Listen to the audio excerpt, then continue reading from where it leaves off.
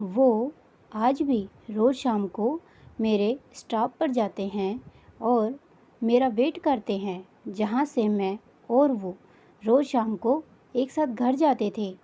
मेरी शादी अमित के साथ बंगाली रीति रिवाज से हुई थी और मेरे ससुराल वालों ने मेरा मान रखते हुए मुझे अपनी पसंद की ड्रेस पहनने की इजाज़त दे दी और मैं बहुत खुश थी ये सोचकर कि मेरे ख़ास दिन पर मुझे अपने मन की करने का मौका मिला।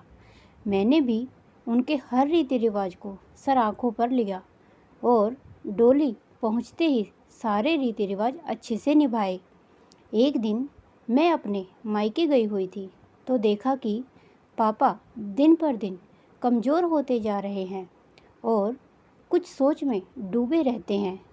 तो मैंने माँ से पूछा और माँ ने कहा, पता नहीं, जब से तेरी शादी हुई है कुछ खोए खोए से रहते हैं। शायद बहुत मुश्किल होता होगा अपने दिल के एक टुकड़े को एक ऐसे हाथों में सौंप देना जिनको वो कभी अच्छे से जानते भी नहीं थे। मैंने पापा के साथ शाम की चाय पी और जानने की कोशिश की कि आखिर बात क्या है, लेकिन कुछ समझ नहीं आया। अब मेरे जाने का वक्त हो गया था और अमित मुझे लेने आ गए थे। मैंने पापा से ऐसे हाथ छुड़वाया जैसे पापा ने मुझसे छुड़वाया था जब उन्होंने मुझे फर्स्ट टाइम स्कूल ड्रॉप किया था। मैंने पापा को कहा कि मैं जल्दी ही आऊँगी मिलने और मैं चली गई।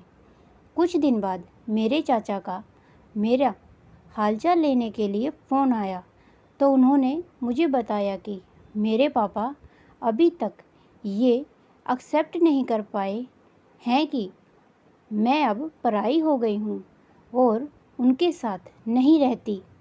वो आज भी रोज़ शाम को मेरे स्टॉप पर जाते हैं और मेरा वेट करते हैं, जहाँ से मैं और वो रोज़ शाम को एक साथ घर जाते थे।